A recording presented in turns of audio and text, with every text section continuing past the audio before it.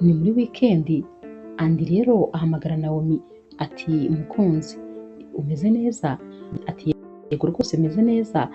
Naho Andi ati uyu munsi rero numvaga hari ikintu rwose gikomeye nifuzaga kukubwira, niyo mpamvu rero nari nguhamagaye kugira ngo tuze kuba twasohokana maze tuze kubivugana, hari ikintu nyine nshaka kukubwira. Nawomi ahita amubwira ati yego rwose nta kibazo, ku mugoroba ndahari tuze gusohoka. Ahita rero yishima cyane ava kuri telefone maze agahita abwira Angela mushuti we ati Angela, kuri uyu munsi ushobora kuza kuba umunsi udasanzwe mu buzima bwanjye. Tekereza yuko Andi ambwiye ngo hari ikintu gikomeye ashaka kumbwira, ndabizi neza nta kindi uretse rwose kunyambika impeta.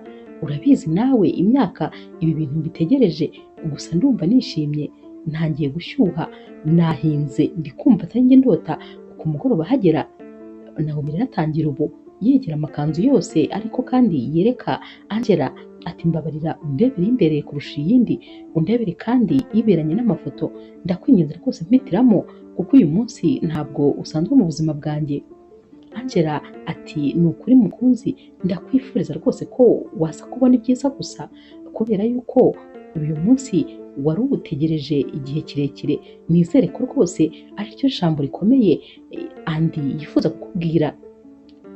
Naho Nawomi ati nta kabuza rwose, nta no gushidikanya, kuva twamenyana n'ubwa mbere ambwiye ko ari ijambo rikomeye agiye kumbwira. Ku mugoroba haragera rero maze rwose makiyaje zikabona akaga, arambara akambara neza cyane, agakanzu kamubereye, inkweto nziza kandi ziri hejuru, agafata isakoshi arihumuza, noneho mbese imvange y'impumuro zitandukanye, ibintu nyine biba byashyushye, aba ari kwireba maze rwose ntarekere, aba yumva nyine uyu mugoroba agomba kuba nta defo n'imwe afite. Angela rero amwifuriza amahirwe masa maze akamubwira ati rwose uyu munsi nizere ko rwose uri bukugendekere neza. Nawomi rero agenda nyine yashyushye maze agahura n'umukunzi we, bajyana rero ahantu muri resto bagasangira, bose baba basa neza, baba bakeye rwose, bataravugana rero ibintu byinshi kuko rwose nibwo baba banagitangira gufata amafunguro. Andi ahita abwira Nawomi ati hari ikintu rwose nifuzaga kukubwira, gusa nyine ni ikintu gikomeye kandi maze iminsi rwose ngitekerezaho. Naho rero Nawomi ahita amubwira ati sheri uretse gatoya, uretse ndaje kandi ntunyeganyege, ugume gutyo nyine ndaje. Nawomi ahita afata telefone ye maze akagenda yiruka yerekeza ku bwiherero. Ahita rero ahamagara Angela ati Angela shushu umeze neza? Angela ati yego meze neza.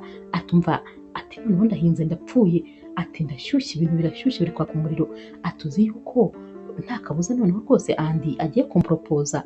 Tekereza ko yarashyize nyine ukuboko mu mufuka agiye gukuramo impeta, maze nyine mpita mubwira ngo nabaretse gatoya, numvaga nyine nifuza kubikubwira. Ikindi kandi umutima uri gutera cyane, ndi kumva mbese nenda guturika neza neza, ndenda ku explosa, gusa nyine ndi kwibaza ukuntu ndi bubigenze. Ndi kwibaza kandi reaction ndi bugire namara kunyambika impeta, niba ndi bumusimbukire nkamuhobera, niba ndi bumubwire ngo ndamukunda, niba ndi burire, ntabwo rwose nzi ukuntu ndi bwifate. Naho Angela ati ni ukuri uyu munsi ni uwawe, wishime uko ubishaka, warira, waseka, wamurya inzara, ukora ibyo ushaka wowe, gusa bipfa kuba bigushimishije, gusa nyine wishime rwose ibyishimo byawe byose, kuko uyu ni umunsi wari utegereje igihe kirekire. Nawomi ati shu, ati ntabwo wabyumva ukuntu uyu munsi nari mutegerezanyije amatsiko menshi, gusa ubyumve ndishimye cyane, ahubwo reka nkureke maze ngende, nari nje kubanza nyine kuguha amakuru meza agishyushye. Angela arongera akamubwira ati ndakwifuriza rwose amahirwe masa. Nawomi rero arongera agasubira kuri table maze akicara akitunganya, umwibyo nyine uba ari wose akemeza neza, maze agahita abwira Andi ati mukunzi noneho nta kibazo, ubu rwose nditeguye. Andi rero ahita amwitegereza maze akamubwira ati rero rwose urabizi nyine tumaranye imyaka myinshi. Naho Nawomi ati yego rwose ndabizi mukunzi, aba yatangiye kwirya nyine ari kwisetsa.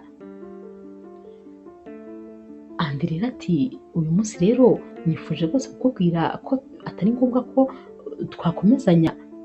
Abakivuga atyo maze Nawomi agahita yikanga agakanura neza, noneho agatangira akikora mu maso. Ati uvuze? Andi ati nifuzaga kukubwira ko tutakomezanya urugendo kubera yuko rwose mbona atari wowe wanjye.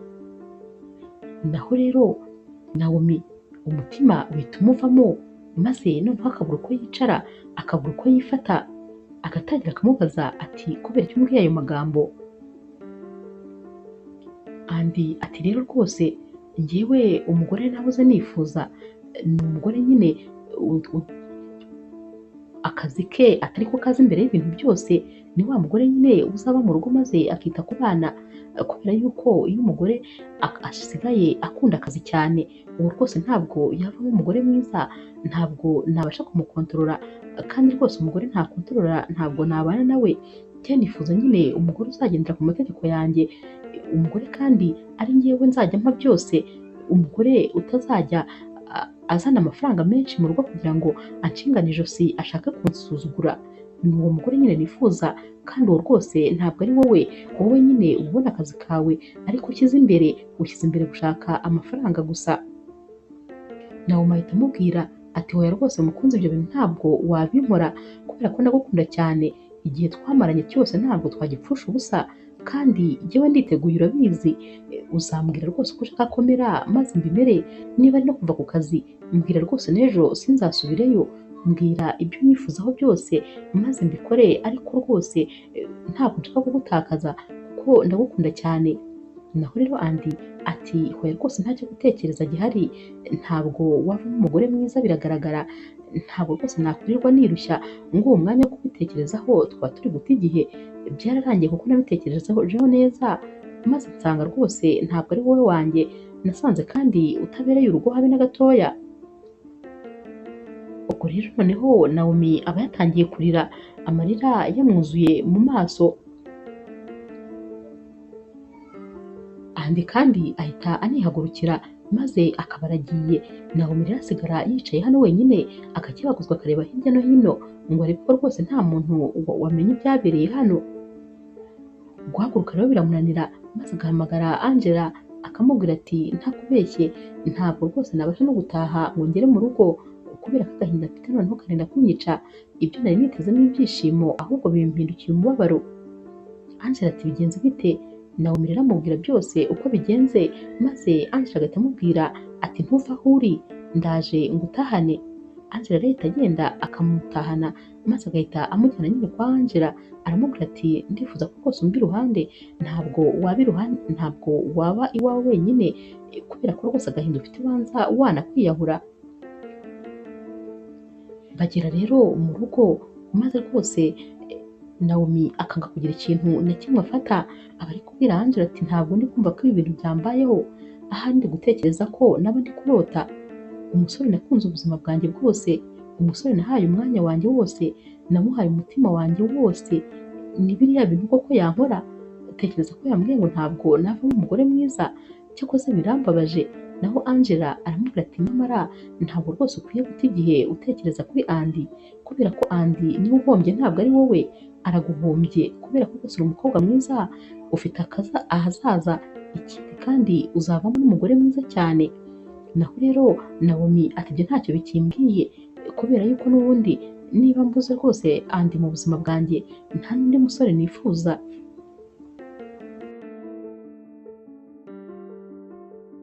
Nawomi rero kwakira rwose ko Andi umusore umwe rukumbi yigeze akunda kuri iyi si yaba yamwanze, byaragiye rwose biramunanira kwiyakira. Maze aragenda yanga kurya, yanga gukaraba, yanga kugira ikintu na kimwe akora, aragenda rwose ariyanga mu buryo bugaragara. Naho rero Angela yakomezaga amwinginga ati ariko rwose ibi bintu ukwiye kubyibagirwa, ukwiye kubyibagiza maze ntutume ubuzima bwawe bwangirika. Kuva uyu munsi kandi ntabwo Naomi yigeze yongera gusubira ku kazi. Angela rero yabonye ibintu bimeze nabi cyane cyane ko nyine bakoraga ku kazi kamwe, maze aragenda yegera bosi we amubwira nyine ibintu byabaye kuri uyu mukobwa. Aramubwira ati rero Naomi yambwiye rwose ngo nze kumusabira uruhushya amara iminsi mikeya maze aruhuke kuko rwose ntabwo ameze neza. Bosi we ati ni gute Naomi umukobwa nizera adashobora rwose no kumpamagara ngo maze anyisabire uruhushya? Naho Angela ati rwose yantumye kandi ndabinginze rwose nimumwumve, ntabwo ameze neza habe na gatoya. Bosi we ati ariko twari dufite proje ikomeye cyane kandi niwe mukozi w'umuhanga tugira hano, nari mwizeye rero none agiye muri konje koko? Angela akomeza rero kwinginga bosi, maze bosi akamubwira ati nta kibazo ariko ibintu bye rwose abishyire ku murongo vuba, ntatinde azabanguke. Angela rero ashimira bosi nyine mu mwanya wa Naomi, naho rwose Naomi we nta n'ikintu na kimwe aba akiri gutekereza, ndetse kano kazi niko ka mbere aba yaranze. Ababwira Angela ati kariya kazi ko rwose nta nako nkeneye, kubera ko n'ubundi niko katumye umukunzi wanjye anyanga, iyo mba nta kazi mfite ntabwo aba yaranyanze. Naho rero Angela akamubwira ati akazi ariko ni ubuzima bwawe, urabizi kariya kazi warakaruhiye uzi imyaka yose ukamazeho, ntabwo ugomba kugatakaza uko ubonye kose. Angela rero yari inshuti nziza cyane, niyo mpamvu nyine yatekererezaga Naomi maze akareba ibimufitiye umumaro akaba ari byo amukorera. Ni nayo mpamvu yagiye kumusabira konje kandi atabimutumye.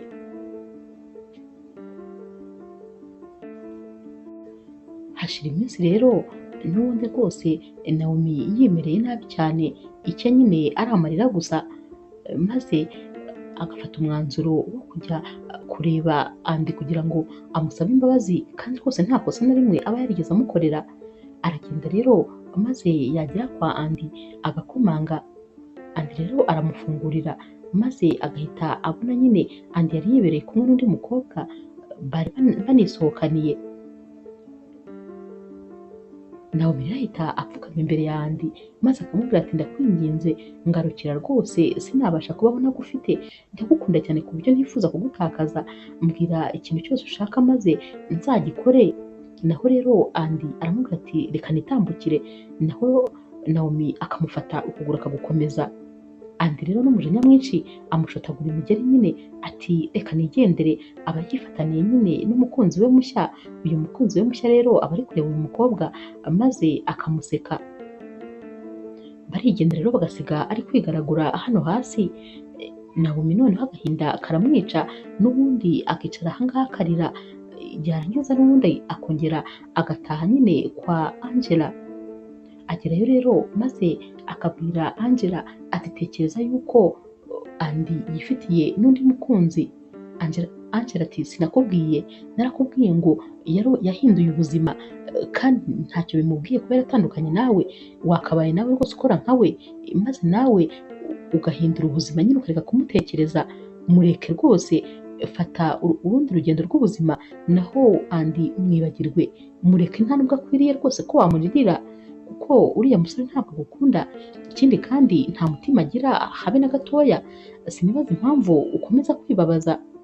Naho rero Naomi ati ntabwo nabishobora rwose kubyirengagiza, kubera yuko na n'ubu sindumva yuko Andy akwiye kuva mu buzima bwanjye, sinumva ko yanyanze, ntabwo mba numva ko rwose ibi bintu yabinkoze, nta nubwo mba numva ko yandetse maze agahita yishakira undi mukunzi.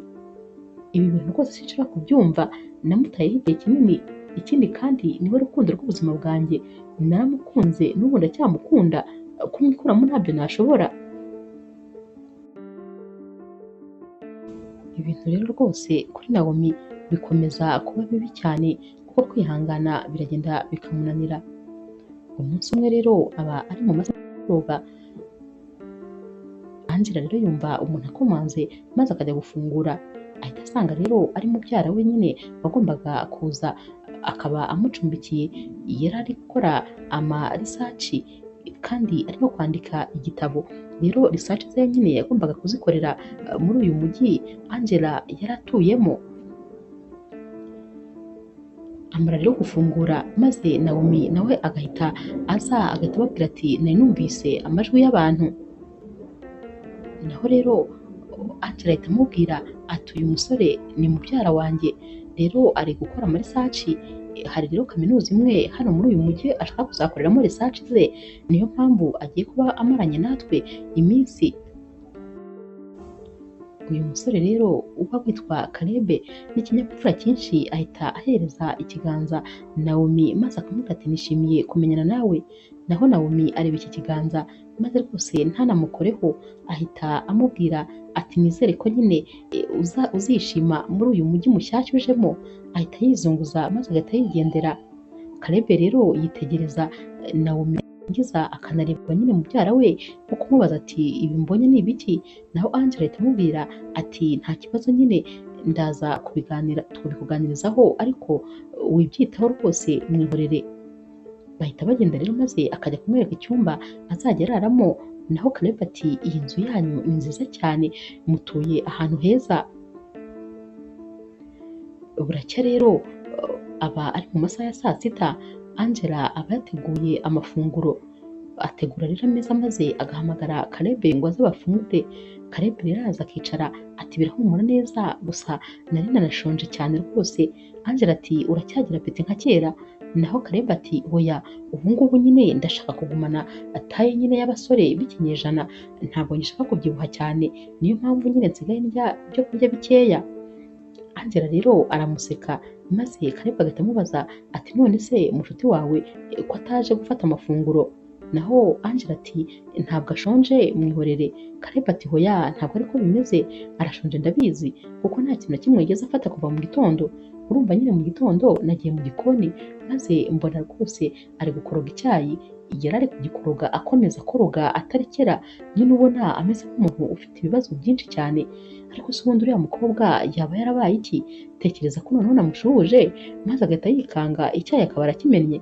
Namusabye rero ko rwose nahasukura ariko anyuka inabi cyane, sinzi ikintu rwose yabaye, ntabwo nzi ikibazo afite, gusa nyine urabona rwose ko atishimye kandi afite ibibazo byinshi cyane. Rero nicyo cyayi yahise agitereka mu gikoni, ntabwo yigeze agifata.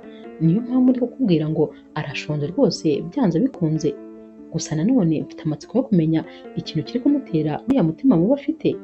Naho Angela ahita amubwira ati uriya mukobwa rero ni inshuti yanjye cyane, hanyuma rero ikibazo afite si ikindi ahubwo umukunzi we bari bamaranye igihe kirekire rwose yaramukatiye, none kubyakira byaranze, wagira ngo yarasaze neza neza. Naho rero Caleb ati hoya, ntabwo rwose umushuti wawe bishatse kuvuga ko yasaze, kubera ko nyine abantu bakira ibintu mu buryo butandukanye. Angela ati ariko noneho rwose uriya we byose niwe ubyitera, wagira ngo yifungiranye ahantu hamwe, umusore we yarabyibagiye rwose yishakiye n'undi mukunzi. Naho rero Nawomi we rwose urabona ntacyo bimubwiye, ari gukomeza kwiruka inyuma y'umusore kandi wamwanze. Njyewe rwose nsigaye narabiwe n'ukuntu ateye. Naho rero Caleb ati oya rwose wivuga ibyo bintu, ati gukatirwa birababaza cyane, buriya rero nyine kubyakira byaranze neza neza. Naho Angela ati nyamara rwose ibintu uri kuvuga ntabwo bizi, uriya mukobwa yarasaze, none se tekereza nawe asigaye yivugana, ntashaka kurya, ntashaka kuryama, ikindi kandi uba ubona nyine wagira ngo ahari hari akaburo kadafunze neza mu mutwe. Njyewe rwose ndabona wagira ngo yarasaze neza neza. Noneho tekereza ko n'akazi yakundaga mu buzima, akazi nicyo kintu cya mbere yashyiraga imbere, nako rwose ubu yarakanze ndetse bari hafi kumwirukana kubera ko konje bamuhaye yararangiye, none ntabwo ashaka kujya ku kazi. Umunsi wakurikiye rero Angela aba ari gukorera mu rugo. Nawomi rero aza yiruka na telefone ati Angela uzi yuko mbonye Andi yapositinze ahantu twahuriye bwa mbere, ubwo se si ukuvuga ko yicuza kuba rwose njye nawe twaratandukanye. Naho rero Angela rwose uba utagikeneye kugira ikintu na kimwe yumva kuri uyu musore aba yararakariye cyane, ahita abwira Nawomi atuma nkubwire njye rwose izo story zawe singishaka kuzumva, gusa ikintu kimwe nshaka kukubwira nuko rwose uriya musore aticuza habe na gatoya, ahubwo wabona ari hafi kuzahajyana undi mukobwa kumuporopoza. Aba akiri kuvuga ibi rero maze Naomi agahita nyine amera nk'umuntu wihebye. Caleb yinjira asanga nyine Angela ari kubwira nabi nyine Naomi nkaho rwose adakeneye kumwumva. Caleb rero ahita abwira Naomi ati ariko njyewe ni ukuri ndumva nkeneye kumva story zawe, nkeneye rwose kunyibwirira ibyo bintu nshaka kubwira Angela, ndumva nshaka kubyumva. Naho Naomi ati hoya, wowe rwose ntabwo nshaka kukubangamira, nkubwira nyine story zanjye, nta kibazo ikorera ibyawe, ntabwo nshaka kugutesha umwanya wawe. Naho Caleb ati hoya, ntabwo ari ukuntesha umwanya, izo nkuru rwose ndashaka kuzumva, ndifuza kugutega amatwi ukazimbwira zose uhereye ku murongo. Ati ahubwo reka nze mbanze nkarabe kubera ko nari mvuye muri siporo, ubu nize twicare unyibwirire, nta kibazo mfite umwanya wose, ndakumva nta kibazo. Naomi rero ahita yishima rwose ko abonye umuntu ugiye kumutega amatwi. Naomi rero aragenda maze akicarana na Caleb agatangira nyine kumubwira inkuru z'ukuntu yahuye na Andy. Aramubwira ati rero umunsi wa mbere mpura na Andy ntabwo rwose natekerezaga ko hagati yanjye nawe hazaba urukundo cyangwa se nyine hazaba ikintu kiri seriye. Ati kubera yuko uburyo twahuyemo bwari bushekeje si ukubeshya. Caleb ati mbwira rero, ahita yifata ku itama akitegereza nyine Naomi nk'umuntu utegereje inkuru kandi n'amatsiko menshi. Ati mbwira, ndumva nkeneye kumva ukuntu byagenze. Naomi ati rero uwo munsi nyine cyari igitondo nk'ibindi bitondo byose, nari ntwaye imodoka nyine nk'ibisanzwe, hanyuma rero mu muhanda habaye ambutiyaje nyinshi cyane rwose ku buryo imodoka zitavuga aho ziri, twese twari tumeze nk'aho rwose turi muri parikingi. Hanyuma rero numvise nyine nkeneye kwiherera, ubwo rero nabonye ntakomeza gutegereza ndi mu modoka, maze imodoka nyine nyivamo ndagenda hafi aho hari agahuru, maze ndagenda nkikingaho ndiherera nyine kugira ngo numve ko rwose naruhuka nkongera nkamera neza.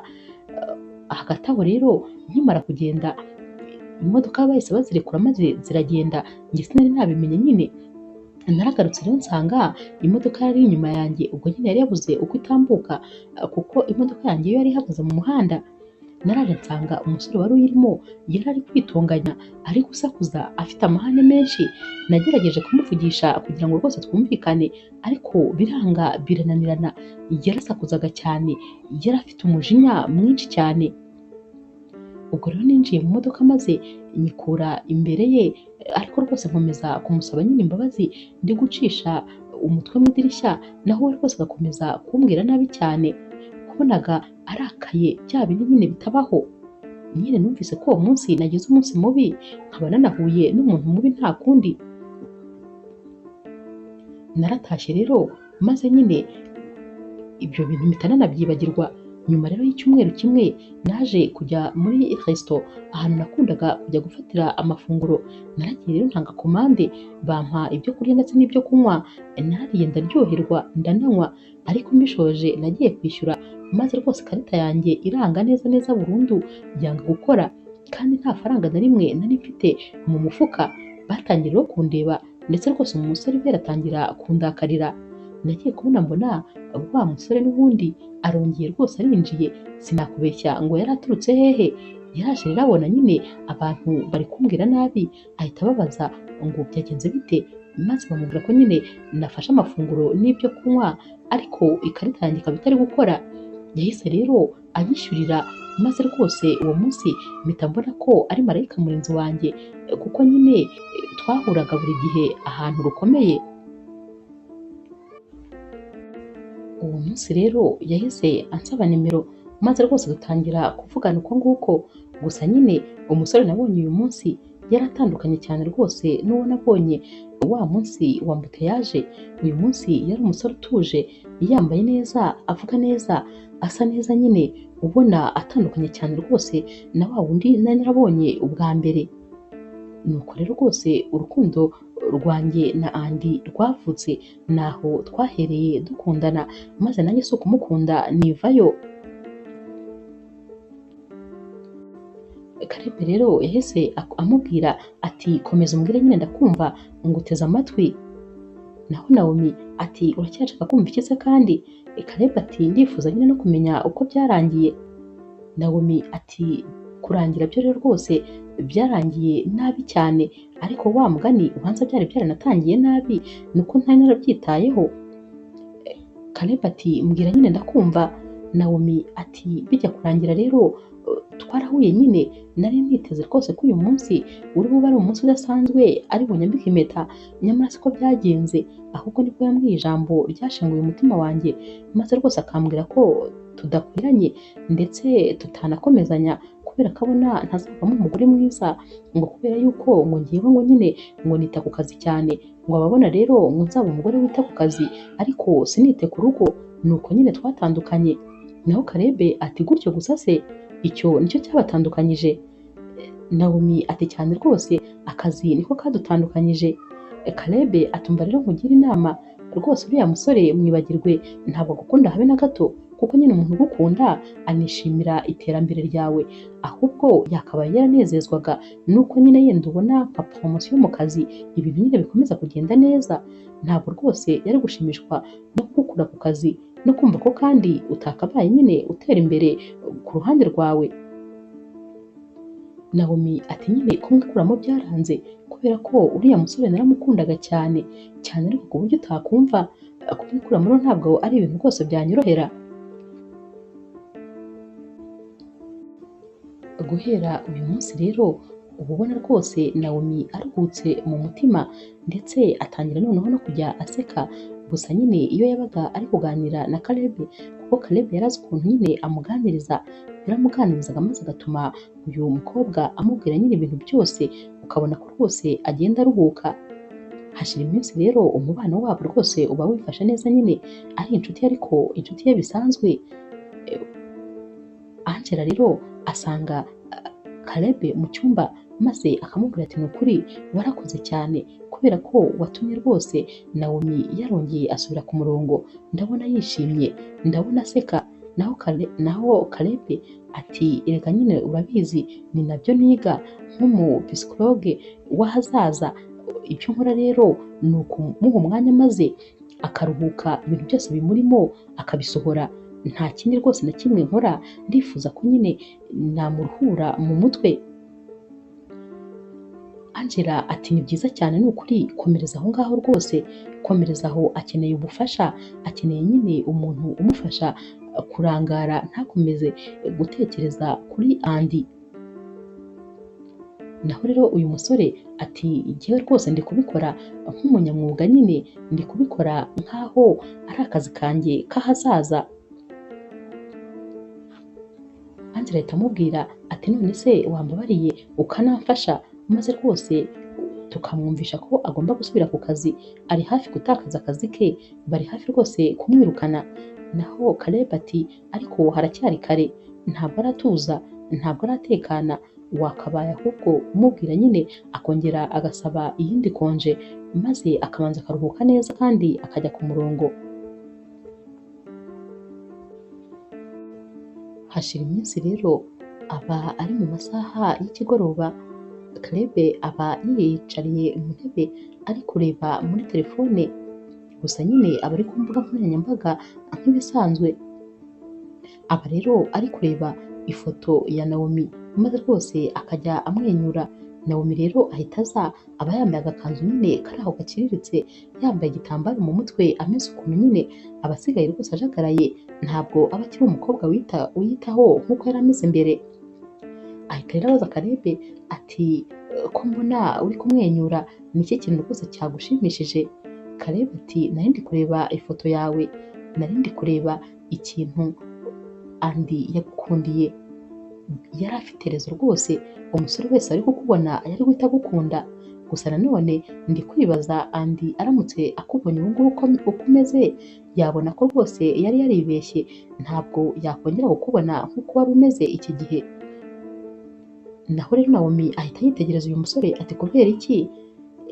Caleb ati mbabarire kuba rwose ngiye kubikubwiza ukuri, ariko ni ukuri ntabwo ukiyitaho, wariyibagiwe neza neza, ubu rwose urajagaraye, ntabwo ukiri umukobwa umeze nk'uwo ndi kureba kuri aya mafoto, wari umukobwa mwiza cyane kandi n'ubundi ntaho byagiye, ahubwo ni uko wibagiwe utakiri kwiyitaho.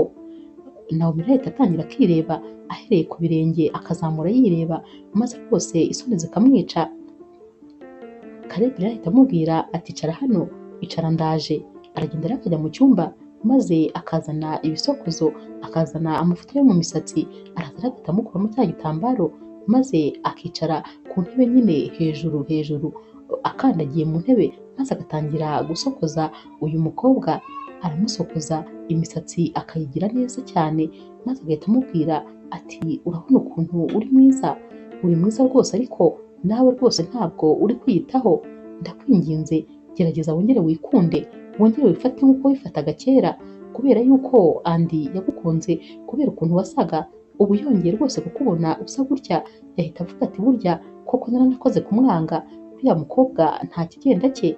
Gerageza rero noneho ahubwo use neza kurusha uko wasaga, ku buryo Andy ntanakubona azahita abibona neza ko yahombye. Naomi rero yumva ko ari byo, maze agahita amubwira ati ni ukuri urakoze kungira inama, kandi ngiye kubikora nk'uko ubivuze, ngiye kwiyitaho kurenza uko najyaga niyitaho. Ahita rero ahaguruka, maze akagenda akajya muri dushe, arakaraba, akambara neza, akisiga nyine, aba asa neza cyane, akihumuza, maze akagenda akaba yicaye muri salo. Mu kanya rero Angela ava ku kazi, maze agitunguka ati Mana yo mu ijuru ushimwe, ndabona rwose Naomi yongeye kuba Naomi wa kera nari nzi. Ahita amubwira ati rero urasa neza cyane, ndumva rwose nishimye kuba wongeye kuba wowe wa kera. Naomi ahita amubwira ati ntabwo ari njyewe rwose ukwiye gushimira, ahubwo ushimire mubyara wawe, kubera yuko ibi byose niwe wabinkoreye, ndetse ni nawe wanteye imbaraga zo kubikora byose. Angela ati ni ukuri yakoze, gusa nyine nizere yuko ari uku ugiye kuzajya uhora usa. Naomi ati cyane rwose ntabwo bizahinduka, ubu ni uku ngiye kujya mpora nsa. Angela ahita amubaza ati none se mubyara wanjye ari hehe? Naho rero Naomi ati uyu munsi ntabwo yagiye ku ishuri, ashobora kuba ari mu cyumba. Angela aseka ati ntabwo rwose yari kugenda, kubera ko ntabwo yari kugusiga hano wenyine, biragaragara. Caleb rero we aba yibereye mu cyumba ari kwiyandikira igitabo, cyane cyane ko nyine ibitekerezo byinshi aba ari gukoresha muri research ye nibyo aba ari gukura kuri Naomi, kubera ko rwose ka ya Naomi iba nyine imeze nka ka ya recherche aba ari gukora. Rero rwose inkuru za Naomi ziba ziri kumuha nyine ibitekerezo byinshi by'ibintu agomba kwandika mu gitabo cye. Hashira iminsi rero Naomi aba arwaye nyine mu nda, hameze nabi cyane, aba ari mu kwezi kwe, maze akaryama akananirwa kubyuka. Caleb rero araza maze akamutegurira icyayi cya mukaru aba yavanzemo nyine ibintu biri butume rwose mu nda ye horoherwa.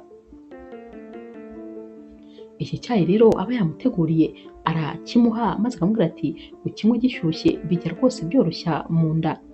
Naomi rero arihangana nyine akabinywa, nubwo bitaba ari ibintu biryoshye, ariko ahita yumva nyine amerewe neza mo gakeya.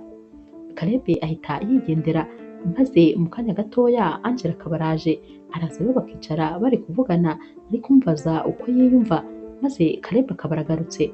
Agaruka rero afite agapfunyika mu ntoki kaba karimo impano, ahita aza akicara aha ku buriri. Mubyara we ahita amubaza ati mubyara wanjye dukundana se, iyo mpano ni njye wari uyizaniye? Aba ari no gutega nyine amaboko kugira ngo bayimuhe. Naho Caleb ahita afata ya mpano maze akayihereza Naomi, atakira ibi ni ibyawe. Naomi rero arebamo, maze agahita amubwira ati urakoze cyane, ni ukuri unzaniye impapuro z'isuku, urakoze ni ukuri kuba unyitayeho rwose. Nawe rero Angela ati ariko rwose namwe sinzi ikintu kiri hagati yanyu, njyewe iyo ndi mu kwezi kwanjye nta nubwo rwose ajya abimenya, naho wowe yakuguriye impapuro z'isuku. bahita rero bamuseka bati wafushye se? Naho Caleb agahita abaza Naomi ati none se urumva wiyumva ute umeze ute?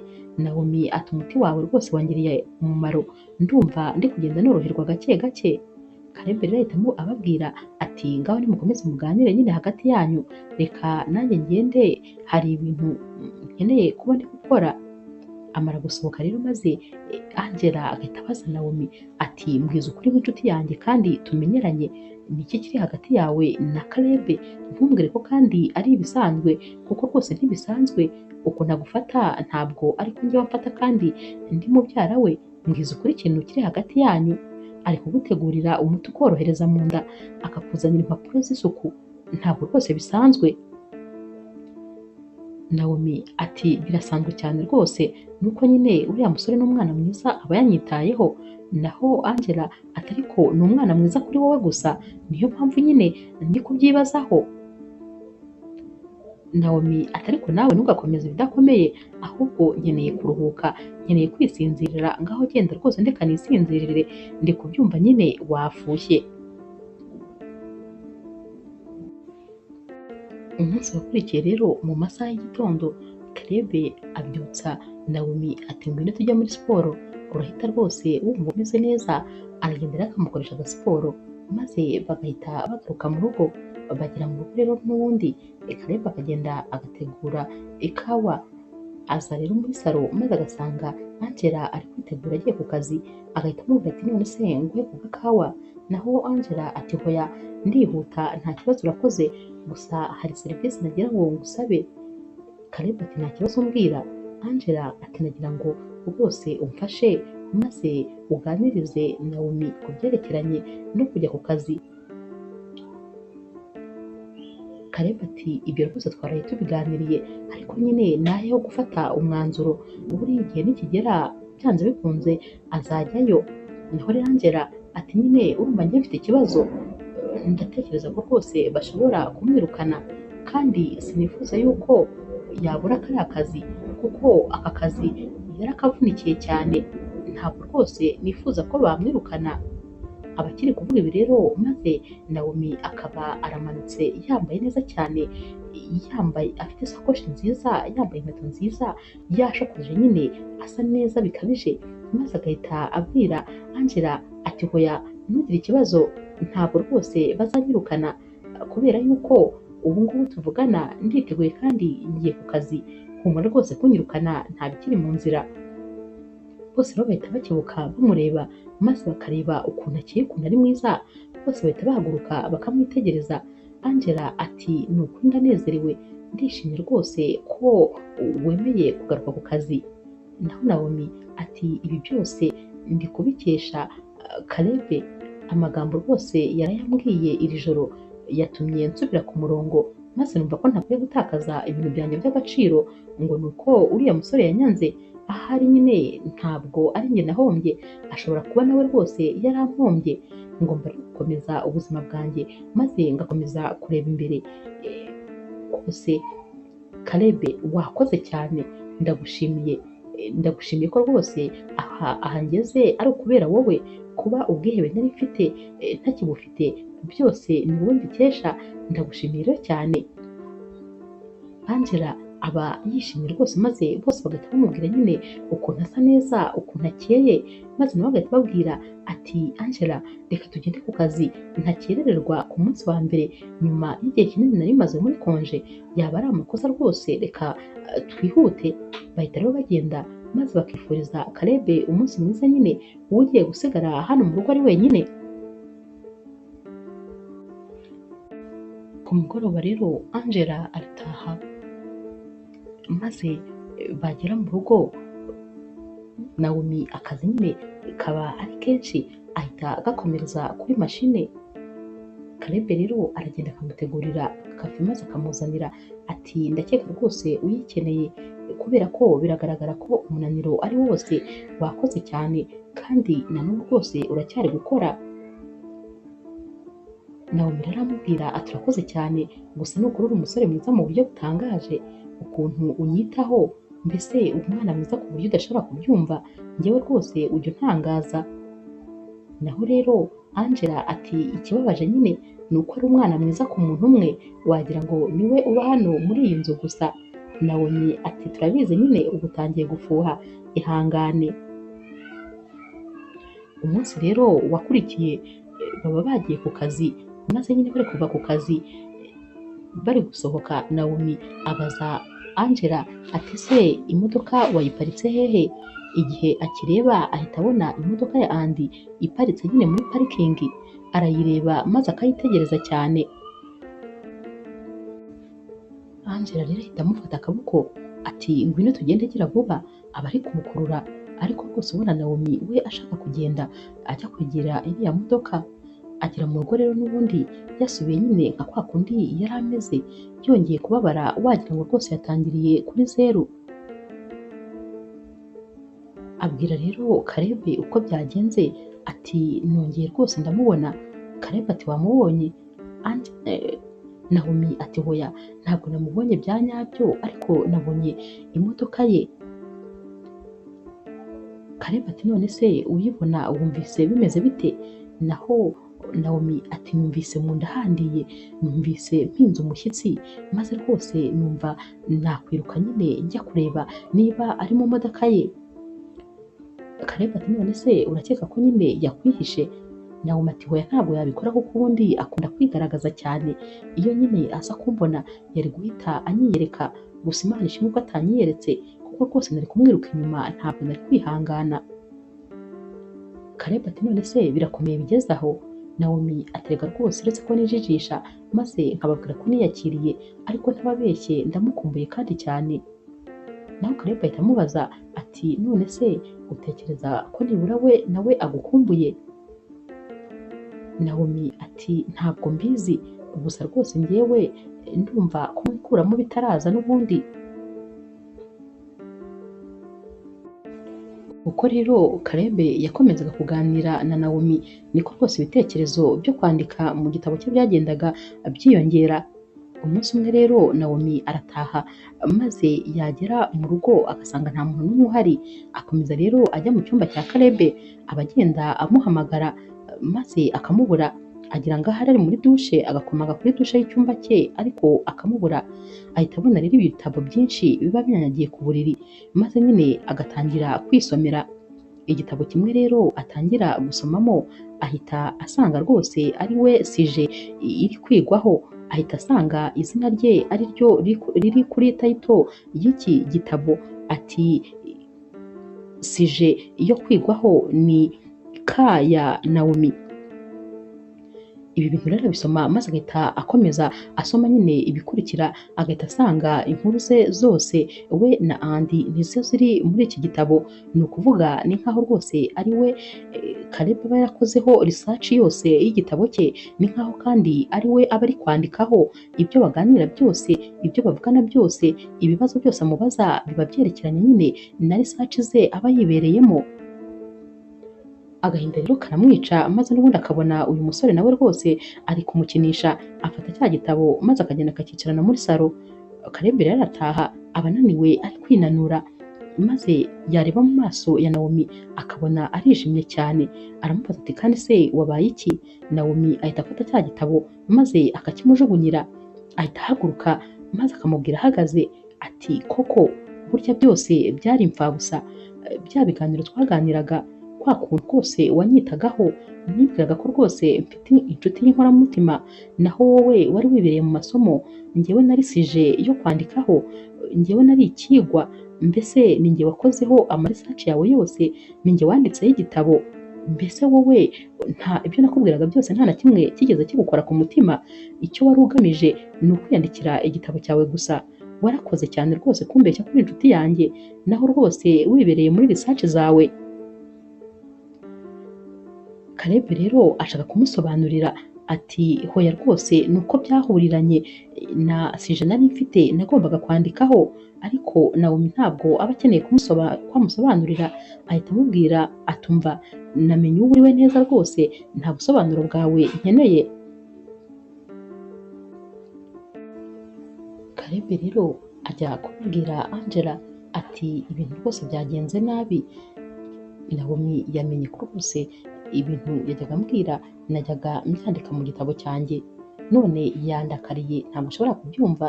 Naho rero Angela ati ubundi se kuki utabimubwije ukuri, kuki utamubwiye ko nyine ibintu akubwira bigufasha kubona ibitekerezo maze ukabyandika mu gitabo cyawe. Caleb ati ntakubeshye birambabaje kuko sinifuzaga ko rwose atekereza ko nyine namugize sije yo kwandikaho. Angela ahita abwira Caleb ati ariko rero rwose njyewe mbona ukwiye kumubwiza ukuri uko umutekereza, kubera yuko nkurikije uko murebana, uko muvugana, ntakubeshye rwose nta nubwo ari ubucuti busanzwe gusa, mbwiza ukuri njyewe kuko ndi mubyara wawe, ubundi ni iki kiri hagati yawe nawe? Caleb ati ndamukunda cyane, uriya mukobwa ndamukunda, mwiyumvamo rwose, ariko nanone nyine ntacyo byatanga kubera ko nawe urabizi ukuntu ameze, ntabwo rwose nakwirirwa mubwira uko mutekerezaho. Angela ati nyamara ukwiye rwose kubimubwira. Caleb ati naba ndi gutegeye kuko n'ubundi ntabyo yakumva, yarandakariye birenze ibikenewe, ikindi kandi urabizi nyine nta nubwo ari muri mudu nziza yo kuba yakundana. Noneho kandi ubu byapfuye byose kuva nyine yasanze naramwanditseho igitabo. Angela ati reka nta kibazo tubigenze gake maze turebe rwose uko bizagenda. Umunsi rero wakurikiye Caleb aba avuye muri siporo, akubitana rero na Naomi ari kujya ku kazi, aramusuhuza ati igitondo cyiza, maze Naomi akamwihorera. Caleb ati ariko rwose ndifuza kugusobanurira ndetse rwose nkagusaba imbabazi. Naomi nta nubwo rwose amureba, ahita akomeza akigendera akigira ku kazi, maze Caleb agasa naho asigaye yivugana wenyine. Ku mugoroba rero Angela na Naomi barataha maze bagasanga Caleb yicaye muri salo, ahita abasuhuza ati mwiriwe neza abakobwa beza. Angela rero aramwikiriza, naho Naomi agahita yikomereza yigira mu cyumba yamwirengagije cyane. Caleb rero bihita bimubabaza maze rwose agahita yijima. Angela ahita amubwira ati hangane, ibyo ari byo byose bizakemuka. Naomi rero aragenda maze yagera mu cyumba agahita asanga ku buriri bwe hateretse amambaraje abiri aba arimo rwose impano. Iya mbere rero aba akiyifata maze agahita abona hejuru hariho agakarite kaba kanditseho ngo umbabarire ibyo nakoze byose sinigeze ntekereza rwose kukubabaza, umbabarire rwose kuba narakubabaje mu buryo ntigeze ntekerezaho na gatoya, ndakwinginze umbabarire ntabwo bizongera. Aha rero ari gusoma ibi byose ariko anamwenyura. Abagiye kureba rero ikiri mu yindi mpano, maze agahita abona Caleb arinjiye ndetse na Angela baba bafite ibipankarite nyine bibiri, kimwe cyanditseho ngo I'm sorry n'ikindi cyanditseho ngo I'm sorry, bose bahita babiramburira cyarimwe. Ahita rero aseka maze akababwira ati ese burya nabatesheje umutwe bigeze aho ngaho ku buryo kuko murinze gukora ibyo bintu byose? Naho rero Caleb ahita amubwira ati mbabarira rwose ndakwinginze ku byabaye byose. Naomi ati ndakubabariye humura, ariko nyine ntuzongere kunkora ibintu nka biriya, nta kibazo rwose nakubabariye. Bahita bahoberana rero bose uko ari batatu, maze bagahita biyemeza ko nyine bagiye gukora akantu kameze nk'agafete kugira ngo bishime kuba bongeye gusubirana. Angela rero arababwira ati ariko murabizi ko mujyanye, couple yanyu irajyanye cyane. Naho rero Naomi aturongeye rwose, urongeye bya bintu byawe uba uri kuzana. Arakomeza rero n'ubundi maze akirebera na za mpano ati urabona ukuntu Caleb ari umwana mwiza, urabona ukuntu aba yanguriye ibintu byiza kandi byinshi. Naho Angela ati nyine ni umwana mwiza kuri wowe gusa, urabona se atari wowe wenyine agurira, wari wabona njyewe ngurira? Bati nyine jalousie yawe turayizi, jya ukomeza ufuhe nyine nta kundi twakugira. Umunsi wakurikiye rero Naomi ajya ku kazi, maze boss we akamubwira ati rero rwose igihe utari uhari ibintu byinshi byarangiritse, hari projet twari dufite yari ikomeye cyane kandi rwose yagombaga kuduha amafaranga menshi, ariko bayikoze nabi ku buryo rero abantu twagombaga kuyimurikira bavuze ko rwose atari uko bayishaka, ariko baduhaye amahirwe ya kabiri kugira ngo tube twayisubiramo. Naho rero nawe mpita amubwira ati ariko noneho naraje, nta kibazo rwose nimuyimpe maze ngende nshake icyo kuyikoraho, imbaraga zanjye zose ndazishyiraho ariko itungane kandi rwose imere neza, kuko ndifuza ko noneho kuri iyi nshuro batazayanga. Bose bati ndakwizera cyane urabizi kandi rwose ndabizi ko biri bugende neza. Nawomi rero afata mashine maze akayitahana kugira ngo nyine ajye kurara akora akazi, kubera ko nyine ababona bikomeye atabikorera ako kazi ngo abirangize. Abari mu rugo rero n'ubundi ari concentre nyine akazi ari kenshi cyane, birumvikana abagomba gukosora iyi projet maze akayikora neza. Bigera aho bigatangira kumutesha umutwe maze akabura ibitekerezo rwose byo gushyiramo. Kalebu rero araza agasanga uyu mukobwa yataye umutwe, kwa kundi nyine umuntu aba ari hafi yo kwivugana. Kalebu aramubaza ati ko umuntu wataye umutwe byagenze bite? Nawe rero Nawomi aramusobanurira ukuntu afite projet ikomeye kandi agomba kubyuka yayisoje. Kalebu ahita amubwira ati rega nyine nawe ntukumve ko ibintu byose wabyishoboza, kubera ko nawe uri umuntu ntabwo uri robo. Birumvikana rero ko rwose ibintu bishobora kugira bikagukomerera. Kalebu ati mpereza iyo mashine yawe maze ndebe. Arayimuhereza maze agatangira gusoma nyine iyi projet, arasoma yarangiza akamubwira ati ariko ubu ngubu uramutse ushyizemo ibi n'ibi, nyine bari kumuha udupuwe ashobora gushyiramo, aba ari kumubwira nyine udutekerezo yakongeramo. Nawomi rero uba amuteze amatwi ahita amwitegereza maze akamubwira ati ariko uri umuhanga cyane rwose, kumenyana nawe ntako bisa, ibyo bitekerezo umbwiye birarenze. Ahita rero amusoma nyine bitunguranye kubera ukuntu aba yishimye, ahita amufata mu misaya akamwegeza maze akaba aramusomye ku munwa. Uyu musore rero ahita amera nk'isitati, ntiyongere kunyeganyega, agakomeza yitegereza uyu mukobwa. Uyu mukobwa rero akura mashine mu biganza bya Kalebe. Kalebe rwose we ntabwo aba akiri gutekereza, aba ari kwitekerereza iyo bizu bamuhaye. Nyamara Nawomi we witanze nta nubwo aba yigeze anibuka ko yayitanze rwose, kubera ko nyine aba yishimiye ibi bitekerezo uyu musore amuhaye. Ahita atangira akabishyira nyine muri iyi projet, aseka amwenyura, uyu musore nawe akomeza kumwitegereza. Nawomi rero iyi projet arayikora maze akayisoza neza cyane kandi iryoshye, kubera ko ibitekerezo uyu musore aba yamuhaye biba ari ibitekerezo rwose byiza cyane kandi ni nkaho rwose ari nabyo aba yari akeneye.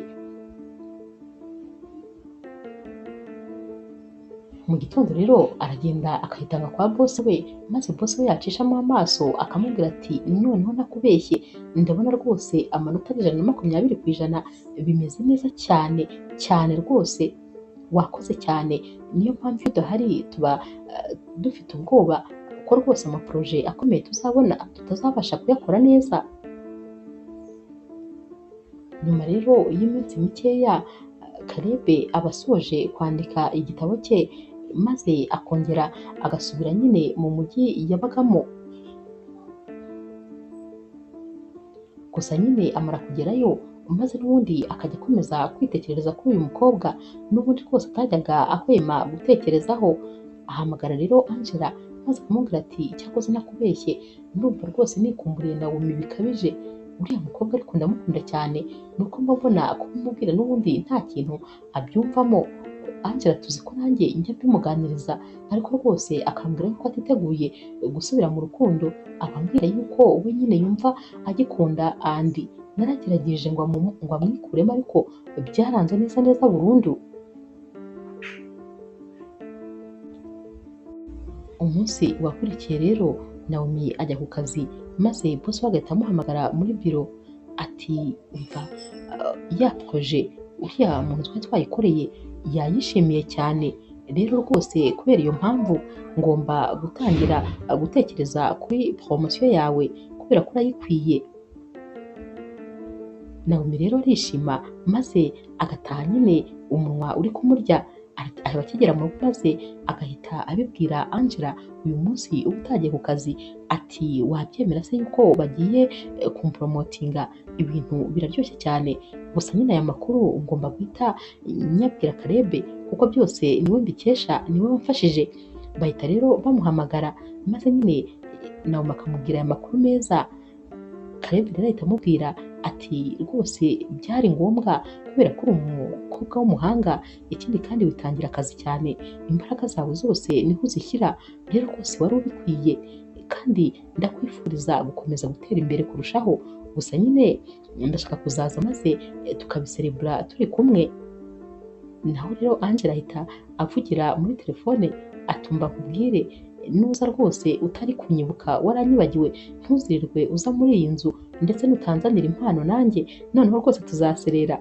Bahita baseka rero nawe nyine ziba ari burage. Bamara rero kumva telefone maze Naomi ati ni ukuri ndumva rwose nkumbuye cyane Caleb, ndamukumbuye kubera ko nari maze kumumenyera hano, noneho ukuntu yajyaga anyihera keya none sinkibona umuntu umpa keya. Naho rero Angela aramuseka ati ariko ubundi mwakweruye mukavuga ko mukundana mukareka kwirirwa munjijisha, ko mbibabaza mwese mugahakana kandi rwose mbibona ko mukundana. Naho rero Naomi ati ntabwo dukundana, gusa nyine ni umwana mwiza cyane kandi rwose mwishimira iyo ndi kumwe nawe, ariko iby'urukundo byo rwose ntabihari.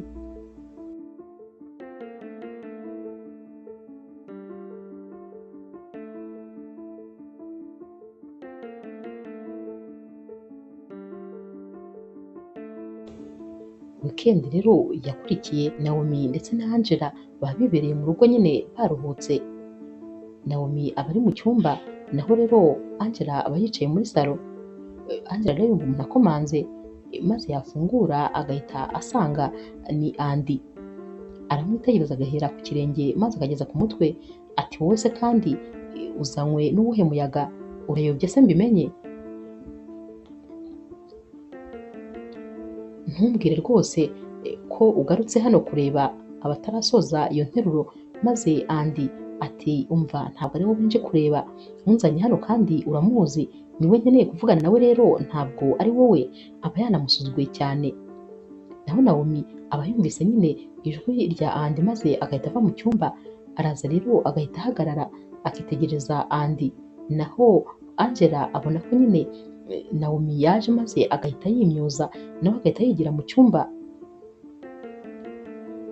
Andy rero ahita abwira Naomi ati sheri nari ngukumbuye cyane, gusa rwose umbabarire ku byabaye byose, nasanze narakoze amakosa none rwose nje kugusaba imbabazi, umbabarire kubera yuko ntabwo nabasha gukomeza kubaho nyine udahari, ndagukumbuye cyane. Naomi rero rwose nawe wari ukumbuye cyane Andy, byabaye nko korosora uwabyukaga, yahise amusimbukira maze aramuhobera, ndetse rwose ubwo baba babariranye ubwo ngubwo. Naomi rero yasubiye mu cyumba maze Angela aramubwira ati nizere ko rwose utababariye uriya musore, kubera yuko ibintu yagukoze ntabwo kano kanya waba ubyibagiwe, ntiwaba wibagiwe ukuntu yagusuzuguye, amagambo mabi yakubwiye, ukuntu yagushyize blacklist kugira ngo ntuzongere no kumuvugisha, nizere ko rwose utaba wamubabariye. Naho Naomi ahita abwira Angela atumva namubabariye cyane rwose, ntiwirengagize ukuntu nkunda Andy, ndamukunda cyane kandi nawe urabizi, rero rwose ntabwo yari kuba agarukiye maze ngo simubabarire.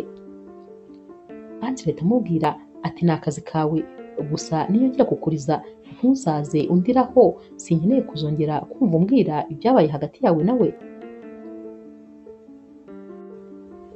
Angela rero na Naomi baba bagiye kuganira maze Caleb agahita yinjira ati surprise, nizere ko rwose mbatunguye.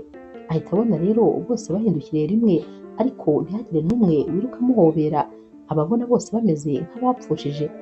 Ahita ababaza ati mwabaye iki? Ntimumbwire rwose ko mwarwanye?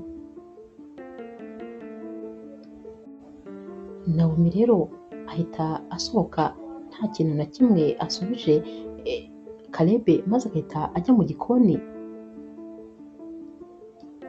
Caleb rero aramukurikira maze akamubaza nyine impamvu itumye agenda ntacyo amubwiye. Nawomi rero ahita amubwira ati erega ikibazo gihari nyine ni uko Andi yagarutse none rwose Angela ntabwo ari kumva ukuntu naba nongeye kumubabarira. Naho rero Caleb ati koko se nibyo yagarutse maze urongera uramwakira mu buzima bwawe n'ibintu byose yagukoreye?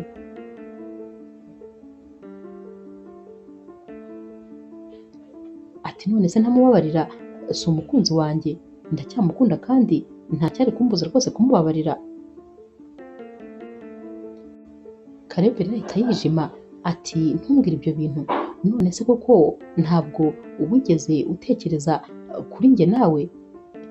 Nawomi ati ntekereza kuri njye nawe iki? Caleb ati ndeba neza mu maso, ndeba unyitegereze, ni gute waba utarigeze untekerezaho? Ni gute waba utarigeze ubona ko ngukunda? Ndeba mu maso maze urebe ko rwose utabona urukundo. Nawomi ati hoya, njye nawe turi inshuti, nta by'urukundo biri hagati yanjye nawe. Caleb ati mbabarira rwose komeza kwijijisha, ndagukunda cyane kandi nawe urabibona, gute utampa amahirwe yo gukundana nawe maze ukongera ugasubirana n'uriya musore waguhemukiye? Nawomi ati ariko rwose ndacyari mu rujijo, ibintu uri kumbwira sindi kubasha kubisobanura. Naho Caleb ati ni gute utari kubyumva? Ndakubwira ko ngukunda kandi rwose ni ibintu bigaragara. None se nkubaze, igihe cyose twamaranye, ibiganiro twagiranye, ibintu byose twafatanyije gukora, byose urabifashe nyine ubipfushije ubusa? Ntabwo ubonaga ko rwose ngufitiye urukundo? Nawomi ati ntabyo nigeze mbona, gusa nyine ndumva tutari kumvikana, reka nkureke nigendere. N'ubundi ahita amusiga hahandi mu gikoni akongera akagenda. Ati reka njye kureba Andi, twari dufitanye gahunda yo guhura nyuma y'iminota mikeya maze tukaganira byimbitse. Amara gusohoka noneho Caleb akumva agiye nko gusara ukuntu Nawomi aba yongeye gusohokana n'uyu musore warabutesheje umutwe.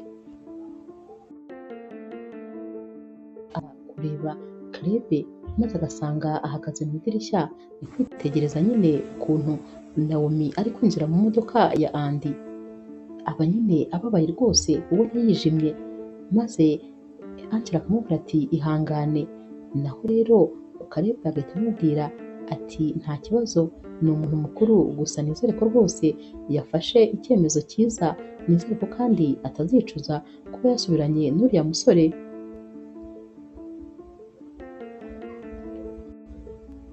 Uyu munsi rero kandi Nawomi ahita ajya kurara kwa Andi kuko nyine baba basubiranye. Mu mugoroba rero Andi aba ari kureba match, naho rero Nawomi aragenda akamutegurira nyine icyo kurya akamuzanira. Aragaruka rero maze akamwicara iruhande bakarebana match, akajya amubaza nyine amazina y'abakinnyi. Aba yahimbawe rero maze akibagirwa agahita ahamagara Andi ati Caleb. Andi ahita amurekura, aba yaramufashe ku rutugu ati Caleb ninde? Kuko nyine Nawomi amara kumuhamagara ngo Caleb, maze nawe agahita yikanga, agahita nyine areba ukuntu. Ahita amubwira rero ati Caleb ni mubyara wa Angela. Andi rero ahita arakara ati koko n'akanya dutandukanye wahise ubona undi gusimbura? Nawomi ati hoya, ntabwo rwose yagusimbuye, nuko nyine twakundaga kuvugana, niyo mpamvu nguhamagaye gutyo. Andi rero arakaye ahita amubwira atumva, sinshaka kuzongera kumva izina ry'uwo musore muri iyi nzu ukundi, ntimuzongere kuvugana, sinshaka kuzongera kumva ikintu na kimwe kimwerekeye. Ahita ahagurukana n'umujinya rero ati iyo match ngaho ukomeza uyirebane, ndumva ntagikeneye rwose no kuyireba. Ahita agenda rero maze akajya mu cyumba. Ubu nyine n'amafunguro ntayo aba afashe, nyine aba yivumbuye. Nawomi rero arababara nyine, maze bwacya akabwira Angela ibyari bibaye. Angela ati ntiwumva se? Ati none se ubwo nta kintu wumvamo? Nawomi ati wagira ngo numvemo iki? Angela ati nyine kuba usigaye ujya guhamagara izina ry'umuntu uwo ari we wese ugahamagara Caleb, nuko nyine ari we usigaye utekereza kenshi, nuko kandi umukunda, nyamara rwose uramukunda uzabyemere. naho rero Naomi ati genda rwose rekera, nuko nyine ariwe twari tumaze iminsi tuvugana, ni inshuti yanjye cyane kandi urabizi nyine ndamukunda nyine ariko bisanzwe, ntabwo mukunda nka sheri wanjye. Angela ati uramukunda rwose, ngaho byemere. Naho Naomi ati nawe rwose mbanje kukwibwirira ibimbabaje maze ntubyumve ukanyibwirira ibyawe. Umunsi wakurikiye rero Naomi aba ari ku meza ndetse na Andy bari kuganira, maze Naomi agahita amubwira ati harya sheri, nakubwiye yuko ubu rwose ngiye kujya muri poromosiyo, narabikubwiye ko banzamuye mu ntera cyangwa nari ntabikubwira?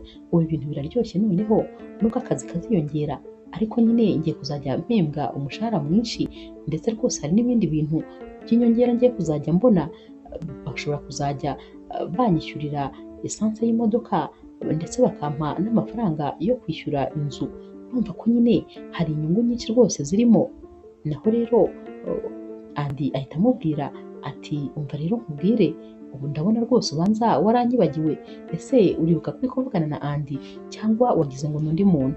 Njyewe nabikubwiye guhera kera, nakubwiye ko rwose ibyo by'amaporomosiyo atari ngombwa cyane, kubera yuko ntabwo ukeneye gukora. Njye nawe nitumara kubana uzahita usezera no ku kazi ahubwo, kuko rwose narangije kubipanga. Nta bya poromosiyo rero rwose, ahubwo uzajya ugenda uvuge ko utayikeneye. Naomi rero aba ajya kuvuga nyine, maze Andy agahita amuca mu ijambo ati ubundi nyine intsinzi ya mbere y'umugore ni urugo, akarera abana, akaguma mu rugo rwe, maze umugabo nawe agashaka amafaranga akamwitaho. Njye sinshaka rwose kuzajya ntaha maze nkabura umuntu umpa keya. Nitumara kubana ugomba kuzajya uguma mu rugo, narabikubwiye, n'ubu ndacyabigusubiriramo. Naomi rero biramubabaza cyane, maze nyine akamera nk'uwijimye. Andy ahita amubwira ati seka se kandi reka ibintu byo kwirakaza. Naho rero Naomi aseka nyine adasetse.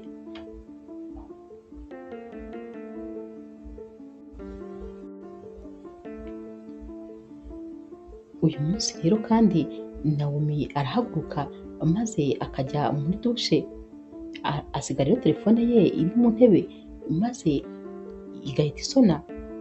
Ahita rero ayifata Andy, maze akabona ni Karebe uhamagaye, ahita amwitaba. Karebe ati Naomi.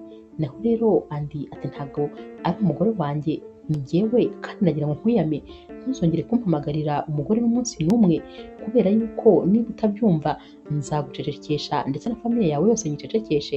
Njyewe sinjya nkina, ndakubwiye ngo uwo munwa wawe nzawudoda, utazongera na rimwe kumenyerera umugore, sinshaka ko muzongera kuvugana.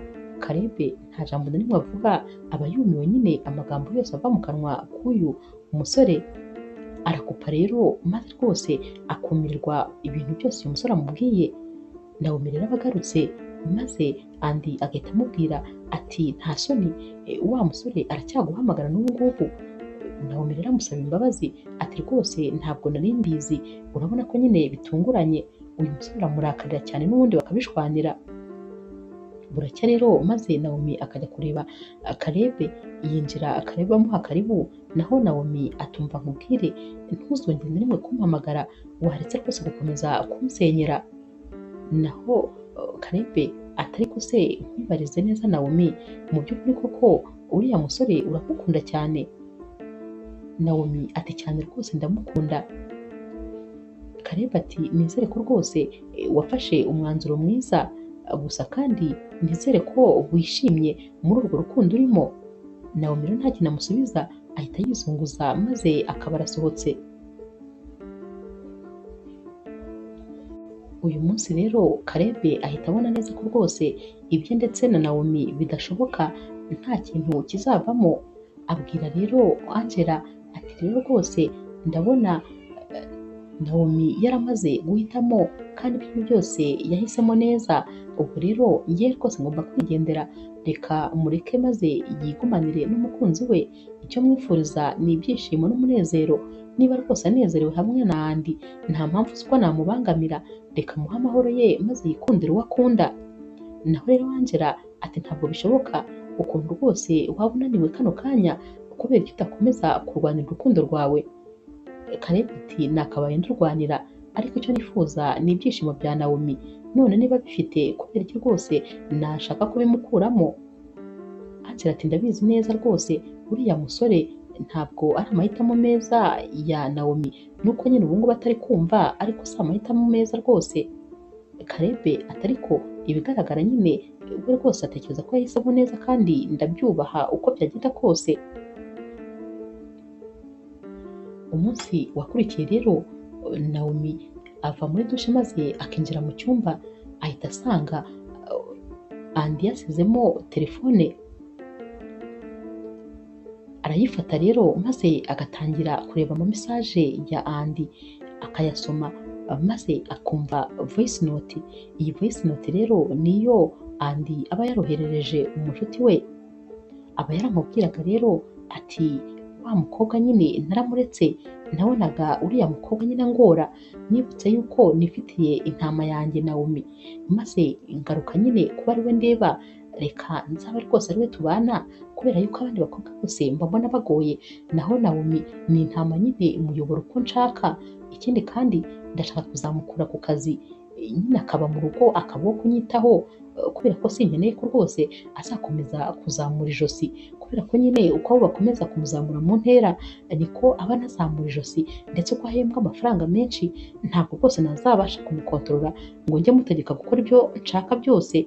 Ndashaka ko nyine nzajya mutegeka uko mbyumva, mbese nzajya mukoresha ibyo nshaka byose. Niwe mukobwa nabonye wumva nyine, noneho kubera n'ukuntu ankunda cyane, kumukontorora biroroshye, no kumubwira ibyo nshaka byose abyumva vuba cyane. Siwe rwose nakundaga cyane, ariko nanone nyine nta yandi mahitamo mfite kubera ko abandi mba mbona nyine bo ntabashobora kubakontorora, kandi ntabwo njyewe nabana rwose n'umugore ushaka kumbwira ibyo yishakiye. Naomi rero amara kumva izi rekodi maze rwose akicara ku buriri agatekereza, maze akabona uyu musore nawe rwose yaragarutse atari uko amukunze, ahubwo yaragarutse nyine kuko yabonye ari we nsina ngufi yabasha gucaho ikoma. Ku rundi ruhande rero rezilita za ya research ya Caleb zirasohoka, maze agasanga rwose yagize amanota menshi cyane. Abwira rero Angela ati ibi bintu rwose nakabaye mbiserebura ndi kumwe na Naomi, kubera yuko ibitekerezo byose ari we nabikuyeho. Angela leta amubwira ati ndifuza ko rwose wamuhamagara maze ukabimubwira, ariko ukongera ukanamwibutsa ko umukunda, erega nta wamenya. Naho Caleb ati hoya, ibyo kumubwira ko mukunda byo rwose narabyihoreye, nigeze nkaho nabyibagiwe, ahubwo nyine nkeneye kuba rwose namuvugisha byo nkamubwira iby'aya manota. Aramuhamagara rero maze ntafate telefone, afata rero umwanzuro wo kujya kumureba. Aragenda rero maze agakomanga, Naomi aza kumufungurira, maze Caleb agahita amubwira ati ndihuta rero ntabwo ninjira mu nzu, gusa nyine narinje kukwereka umusaruro wavuye muri cya gitabo nandikaga, narinje kandi kugushimira kuko rwose waramfashije cyane. Naomi ahita areba nyine kubera ko aba yayamuzaniye muri amverope, igipapuro nyine kiba kiriho aya manota, maze Naomi agahita amubwira ati felicitasiyo, ni ukuri ni byiza cyane kandi ndishimye ku bwawe. Caleb rero aramusezera nyine maze agasubira kwa Angela, gusa nyine ntabwo rwose aba yishimye.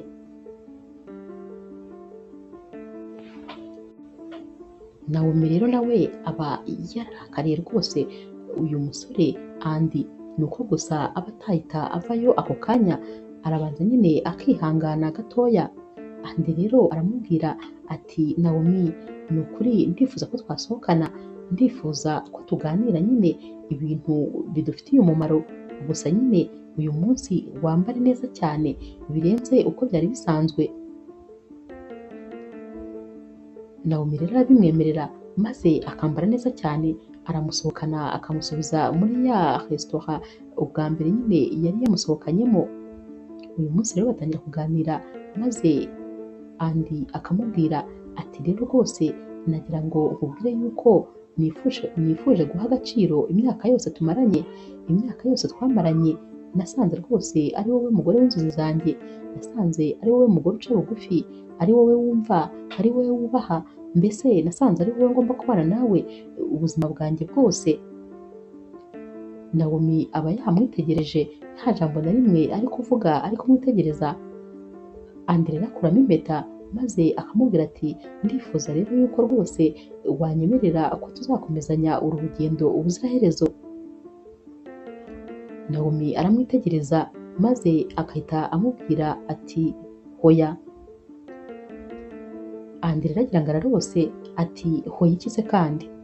Nawomi ati nyine navuze hoya, njyewe ntabwo nifuza gukomezanya nawe urugendo, ndetse rwose sinifuza umusore nkawe, ntabwo nifuza umugabo umeze nkawe, nta nubwo nifuza ko twazabana akaramata, kubera yuko njyewe mu buzima mfite intego kandi mfite ibintu nifuza kuzageraho. Umuntu rero utanshyigikira mu iterambere ryanjye ntabwo rwose namwinjiza mu buzima bwanjye. Ikindi kandi umuntu uwo ari we wese uzashaka kunkura ku kazi kanjye, umuntu uwo ari we wese uzashaka ko kariyeri yanjye ipfa ubusa, uwo nguwo rwose nta mwanya nzamuha mu buzima bwanjye. Ndagira ngo rero rwose nkubwire ko ntagukwiriye, ntabwo ukwiriye kuba umugabo wanjye ukundi. Uyu musore rero ahita aratangira akarakara, atari kubwo uwo uri kubwira uramuzi cyangwa wagize ngo uri kurota? Ni njyewe kandi ndashaka kukwambika impeta maze tukabana. Nawomi ati ariko nanjye nakubwiye ko rwose ntakeneye kubana nawe.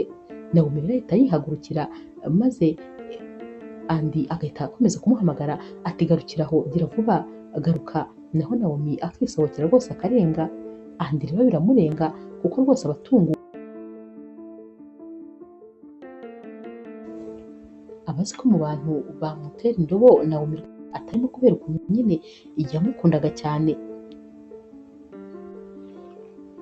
Ku rundi ruhande rero Kalebu we rwose uyu munsi aba yabyutse maze agategura ibintu bye byose, akabwira Angela ati rero rwose ndagiye, nyine narabibonye ko urukundo rw'ubuzima bwanjye nararubuze, nta mpamvu z'uko rwose nguma hano.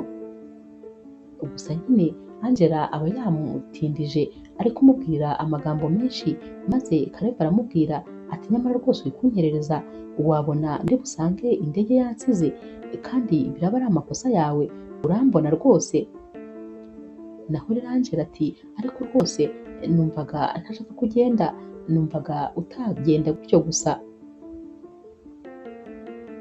Kalebu ati ariko nta kintu cyo gukora hano ngifite, research yararangiye, none n'umukunzi nawe niboneye nawe nyine yanteye indobo kandi urabizi. Angela rero aramuherekeza maze akamwifuriza nyine urugendo ruhire, gusa aramuherekeza akamugeza bugufi maze akamubwira ati ugende neza. Agaruka mu rugo rero Angela maze akicara muri salo, gusa nyine aba ababajwe n'ukuntu Kalebu nawe yajyanye agahinda.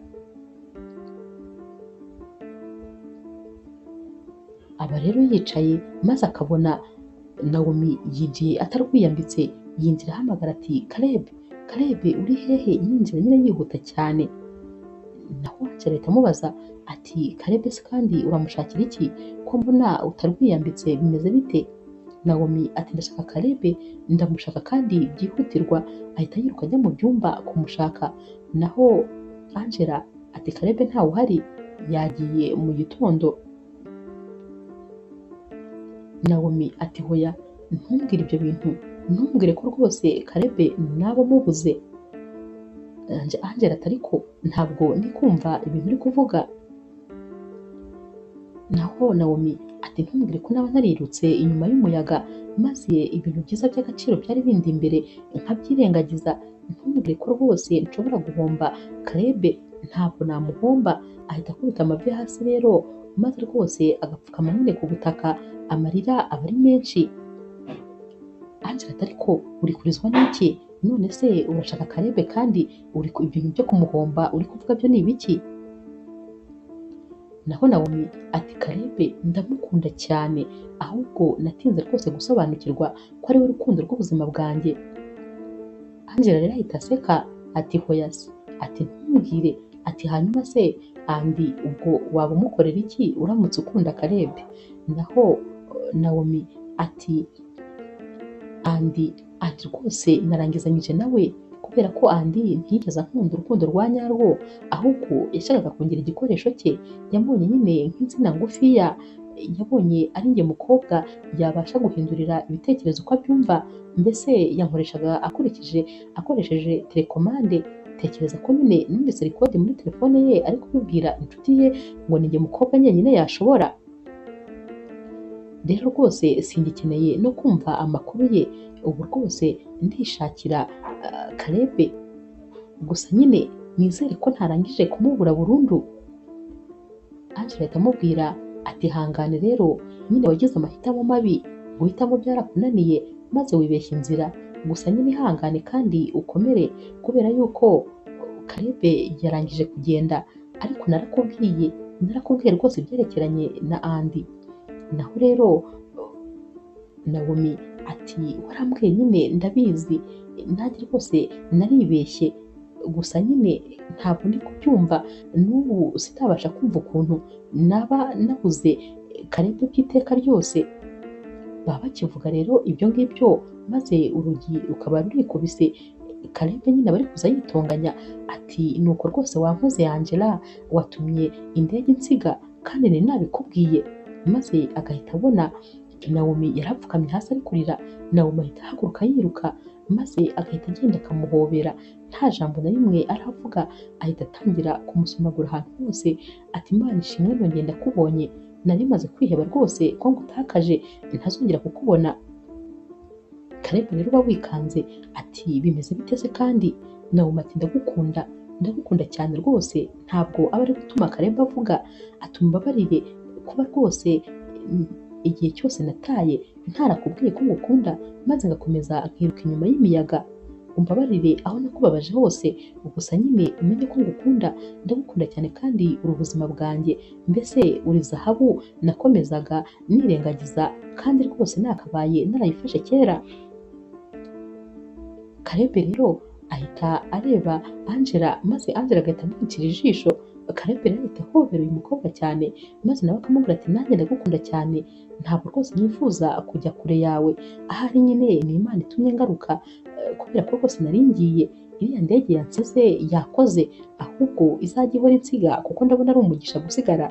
Barongera rero bagahoberana, maze Angela ati njye nishimye rwose kuba mwese noneho mwongeye kubonana, kandi urukundo rwanyu mwese mukaba muri kurwemeranyaho.